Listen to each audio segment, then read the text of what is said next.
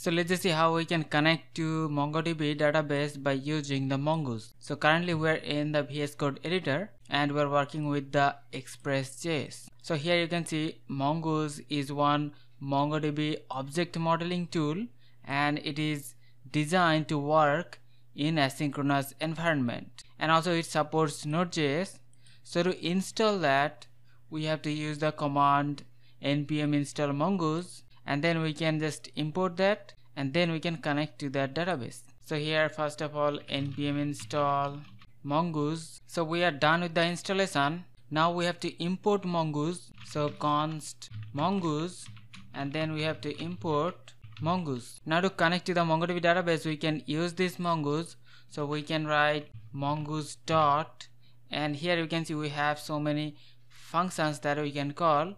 So to connect to the MongoDB database, we can use mongoose.connect, and now here we have to pass two parameters. First one is the URI and the second one is the options. So let's just define the URI. So URI is the MongoDB database connection string. So it started with the MongoDB localhost and the port number. So if you want to know the port number, you can go to this MongoDB extension, and here, and you can see we have one local MongoDB connection. You can check the port number, so localhost and then 27017. So we have to use the port 27017 slash and then the database name. So here we have the student database, so we can use that, so slash student. So that is the URI, and also we can define the options.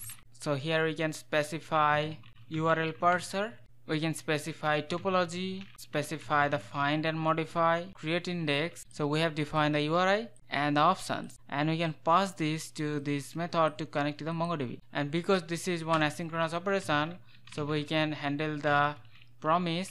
So dot then, so whenever that connect, then we can just console log connected to MongoDB. If there is any kind of error occurs, in that case we're just gonna console the error connecting to MongoDB, and along with we're gonna print the error. And also we can handle connection events. So mongoose dot connection dot on. So here we have to pass the event. So whenever the connection event occurs, then we're gonna run the callback method, and we're just gonna simply console log mongoose connected to MongoDB, and that's it. This is the way we can connect to the MongoDB database.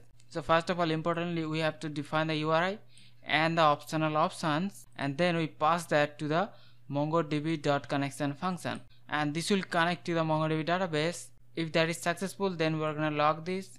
Otherwise, we're gonna log the error, and if the connection occurs, then we're just gonna log this. So this is the way we can use the mongoose and we can connect to the MongoDB database. So hope you understand the concept.